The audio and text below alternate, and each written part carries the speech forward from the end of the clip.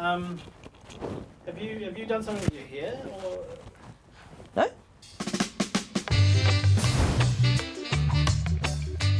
Kei ngā kiriro o te motu, no mai haere mai ki Kaupapa on the couch.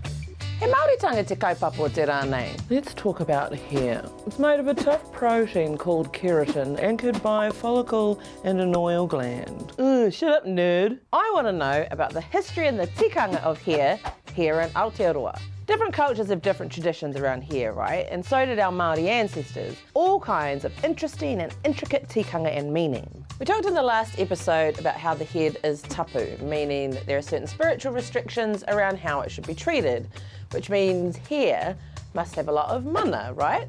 Mana, tapu, go hand in hand. In fact, the head was considered so tapu by our ancestors that only someone of a higher status could touch it, which meant no one could touch the head of a chief or a tohunga, which makes hairdressing quite hard. Ngāti. So many chiefs and tohunga wore their hair all wild, and when a person's hair was frazzled because of their tapu status, that was called rapa.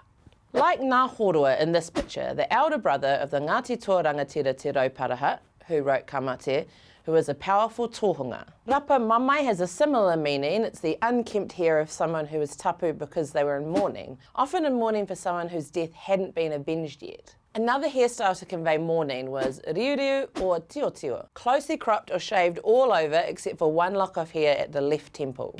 A really wide variety of hairstyles were common as they depicted social status and rank as well.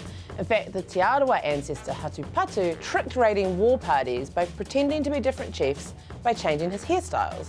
Alston Best was a Pākehā ethnographer in Aotearoa, which is a fancy way of saying he was very nosy about people that didn't look like him. Now, he reckoned for the most part, Māori had thick, wavy hair instead of curly, and hardly anyone was bald.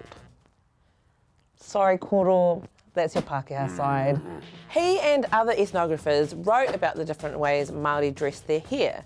They used oils made from flowers and berries to make it smell good, and kokowai, which is a red pigment extracted from clay. Combs, or hiru, made from bone and wood, were used to both comb and decorate the hair. And hair was often adorned with beautiful feathers, the plumes of the kōtuku, or the highly prized kuia, the red tail feathers of the amokura, the koikoia, the albatross or the gannet, all gave up their feathers so that we could look good. Then of course we have the twisted or knotted hair worn on top of the head, the top knot. This style had various names, including tiki, pūtiki, tiki-tiki, tuki, koko, and rahiri. Our famous demigod Maui Tiki Tiki Tāranga takes his name from being wrapped in the top knot of his mother, who cast him into the sea. Many of these names describe unique hairstyles, but unfortunately early writers translated them all to just top knot. Good one, guys. So sadly, much of the traditional local knowledge of our hairstyles has been lost. But I do know this. Based on an account of a Pākehā writer in the late 1800s, who wrote about seeing a man cutting his wife's hair. He reported the man was cutting the forepart quite close and leaving all the hair on the back of the head untouched. That's right, our ancestors rocked a mullet. Another common practice you still see today is the tikanga of saving hair and nail clippings and disposing of them by burying them or burning. This custom has to do with makutu, inflicting something on someone else using spiritual power or magic. Because of the mana contained within hair, it could be used by a tohunga to affect the owner, for good, but also for bad. This is why many Māori dispose of their hair, so it can't be stolen and used against them. And also the reason that some people don't cut their hair or nails after dark, as you might not be able to see where the cuttings are going and dispose of them safely. There were other ways of using hair for spiritual protection, and not always hair from the head. During rough seas, you might placate an angry taniwha by throwing a hair from your head, or down there, into the water to bestow mana upon them.